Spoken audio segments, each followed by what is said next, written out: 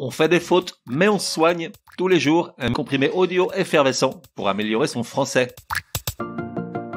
Comprimé numéro 49. Le verbe avec des sujets unis par ni. Accordé, tu sauras. Lundi 1er mai, fête du travail. Mais l'orthographe et la grammaire française ne se reposent pas, elle, et ce podcast non plus. Ça mange pas de pain de le rappeler, on est là pour ça.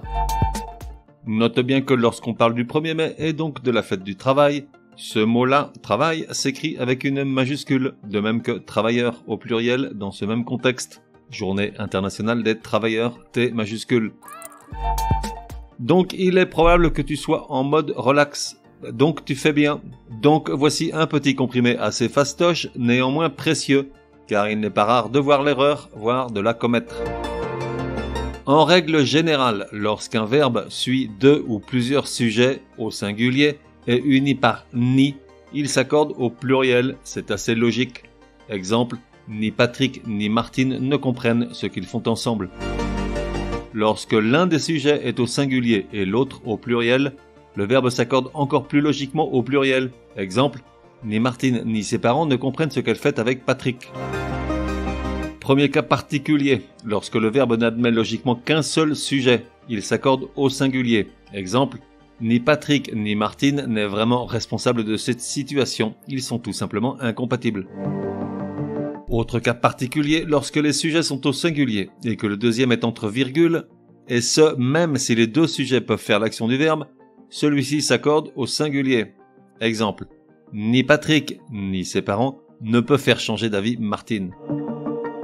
Autre cas particulier, lorsque les deux sujets coordonnés peuvent être remplacés par le pronom nous, alors le verbe doit se conjuguer à la première personne du pluriel ou à la deuxième personne du pluriel si les deux sujets peuvent être remplacés par vous. Exemple, ni Martine ni moi ne pouvons partir en vacances. Ou bien, pourquoi ni Patrick ni toi n'êtes venus au rendez-vous? Enfin, pour être complet avec l'expression ni l'un ni l'autre ou ni l'une ni l'autre, le verbe s'accorde au singulier ou au pluriel s'il suit l'expression. Exemple, l'avocat attendit longtemps Patrick et Martine, mais ni l'un ni l'autre n'est venu. Ou, ni l'un ni l'autre ne sont venus. En revanche, si le verbe précède l'expression, alors il s'accorde toujours au pluriel. Exemple, Martine et Patrick ne sont venus ni l'une ni l'autre. Résumé du comprimé numéro 49. Pour que ça rentre, comment accorder le verbe qui suit deux sujets unis par ni? En règle générale, le verbe s'accorde au pluriel, même avec deux sujets au singulier. Exemple, ni Patrick ni Martine ne comprennent comment ils en sont arrivés là. Ensuite, il y a des cas particuliers où le verbe s'accorde au singulier. D'abord, si le verbe n'admet qu'un seul sujet, même s'il y en a deux dans la phrase, exemple, ni Jérôme ni Pierre n'est le père de cet enfant.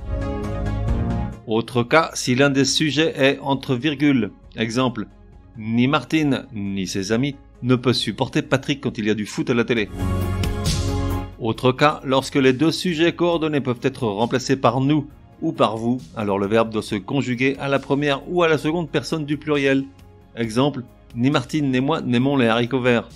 Ou encore, ni toi ni Patrick n'aimez l'entraîneur du PSG. On fait des fautes, mais on se soigne, te donne rendez-vous demain pour un nouveau comprimé super fastoche. N'oublie pas de t'abonner au podcast pour ne laisser passer aucun comprimé. Et si tu es de bonne humeur, merci de laisser un chouette commentaire, certaines applis de podcast le permettent.